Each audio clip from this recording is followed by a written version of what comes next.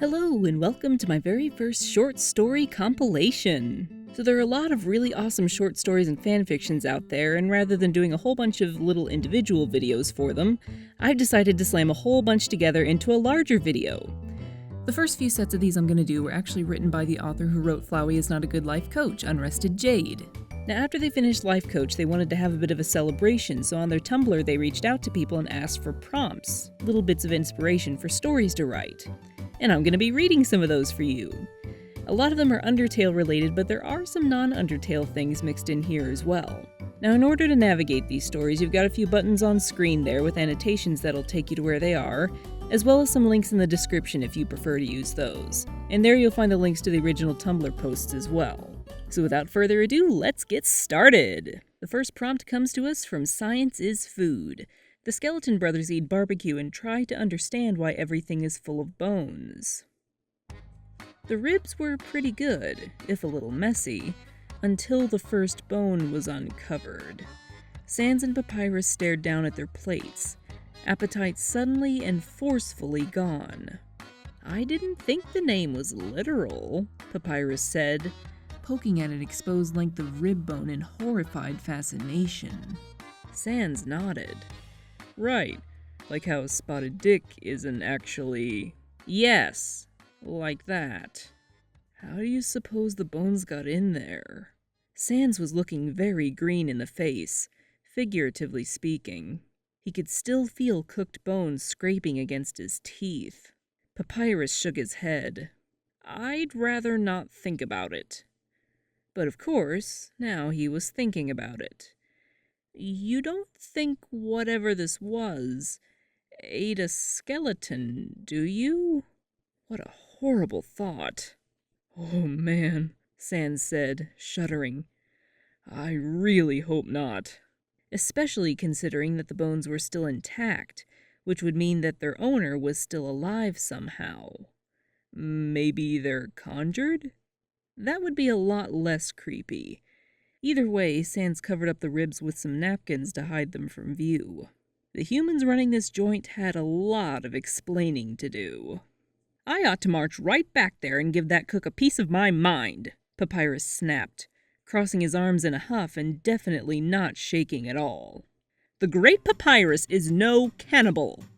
The possibility that the humans in the kitchen might take a piece of something other than his mind dawned on both brothers more or less simultaneously.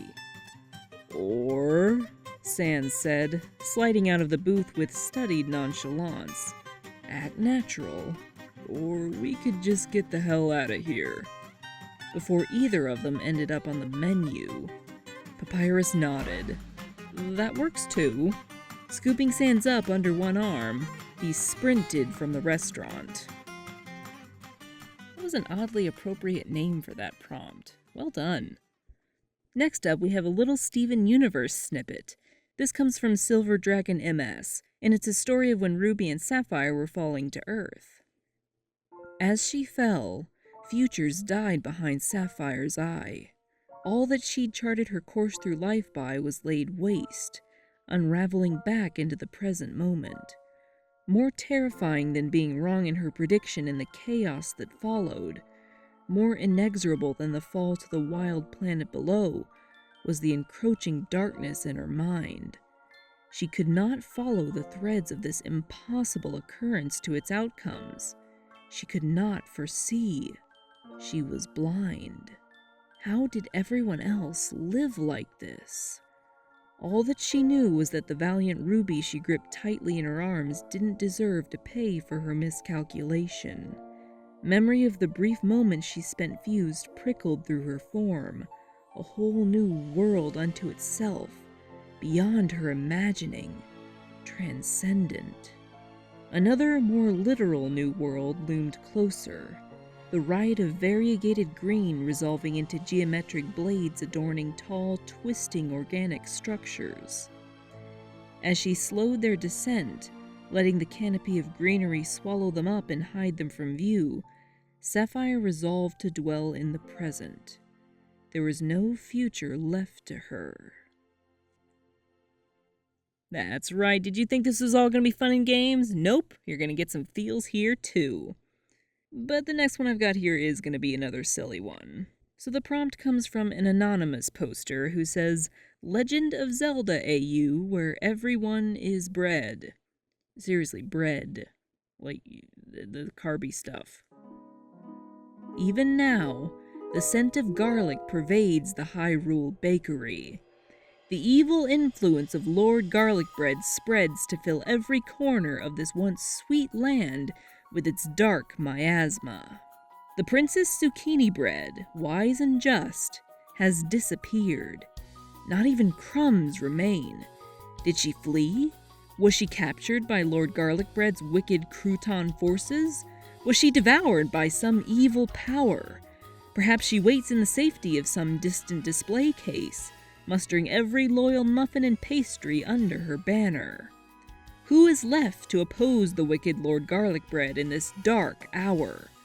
Rumors spread of the potato pancake of legend, who wields the blessed blade, the master bread knife. No evil can stand against its might. We must put our faith in the Latka, deliver us from this menace, and restore Princess Zucchini Bread to her rightful reign. That may be the most delightful thing I've ever had the honor to read. Thank you so much. Next up is another Undertale prompt from Projects NT, who says, instead of hanging around in the background silently, helping the humans speed through the underground, Flowey hitches a ride on their arm to actively help in their killing spree. No, no, no, Flowey snapped, Vine squeezing and relaxing against Frisk's arm. Who taught you how to hold a knife? Don't just swing it around like a caveman with a sharp rock. Frisk rolled their eyes, shaking the dust off their sweater. This is my run. I'll kill them how I want. Well, you're doing it all wrong. Not for the first or last time, Frisk flailed their arm in an effort to dislodge the flower. Flowey wouldn't budge. Flowey shook his head, dizzy. If you're trying to make me throw up, I've got some bad news for you on the stomach-having front, he sneered. Fine. If you want to look like an idiot, I won't stop you. You can't stop me. Flowey wilted slightly under Frisk's flat stare. Whatever, he said, rustling his petals in irritation. Keep going then. First turn on the left, there's at least 5 more monsters for you to embarrass yourself in front of with your total lack of finesse. Unrested Jade's comment on that one is, Kara would never hold a knife like that. They knew what they were doing, unlike some people. It's amateur hour up in here. Alright, and the last scene for today actually comes from the chapter of Flowey's Not a Good Life Coach I just put up. Chapter 22. So spoiler alert, if you haven't been through Life Coach or you're not up to chapter 22, you have been warned.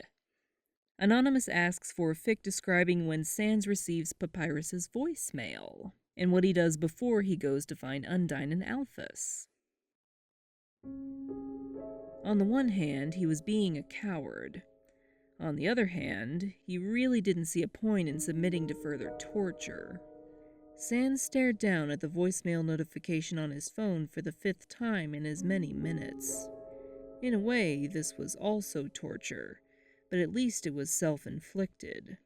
His brain ran through every conceivable thing his brother might say, each possibility colder and more horrible than the last.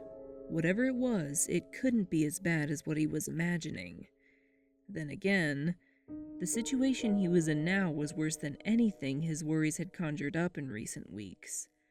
Had Papyrus set this up on purpose? But he'd been so panicked. But he'd still let it happen. The circle turned in Sans' mind for the 1000th time. What had he done to deserve this? Why was Papyrus lying? Was it really so easy to believe that he was the kind of person who would... Had everyone been waiting for this? For a good reason to throw him away? Hell, maybe he did deserve that. For the 1000th time, his train of thought brought him back around to where he started, as clueless and hurting as ever. He wasn't going to listen to it. There was no point. He was dumb and desperate enough to go for whatever bullshit Papyrus had in store. He should be kind to himself and delete the message now.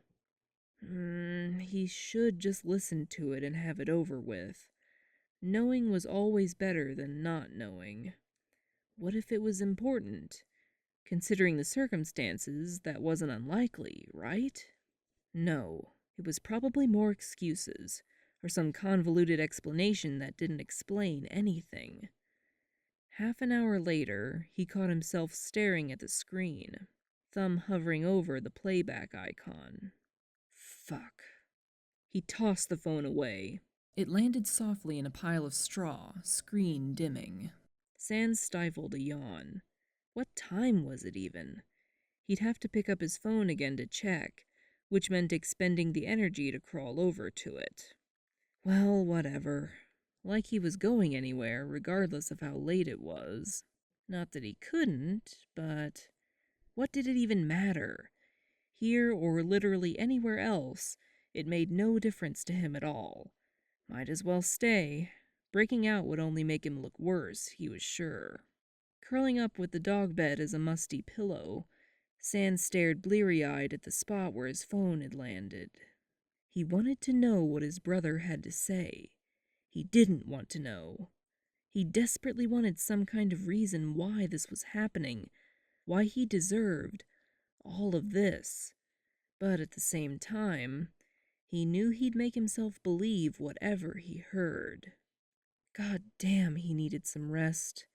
Maybe that would help. Right. If the phone was still on when he woke up, he'd listen to the message. If not, then he could stop obsessing over it. Decision made, Sans settled into an uneasy sleep. Sans woke with an itch in his mind, a single bubble rising from the depths. At long last, it broke the surface. Last night's confrontation had largely been a frantic blur, but one thing stood out from the morass of accusations and shouting. Clarity hit him like a slap in the face. He told them it was someone, not that it was me. Eye sockets snapping open, Sans shoved the dog bed aside and scrambled to where he'd tossed his phone. Cursing himself as the brick's stupidest fucker alive, he scrabbled through the straw. Fingerbones clicked against something plastic and he gripped the phone, unlocking the screen. 9% battery. It was still hanging on. Even through the lightning bolt panic of realization, Sans hesitated, resolve wavering. The battery display ticked down to 8%. Sans shook his head. Fuck his feelings. It had been hours now. What if something else really was going on, and he'd waited too long already? Even if his suspicion turned out to be some kind of perverse, wishful thinking, he had to listen. He had to know.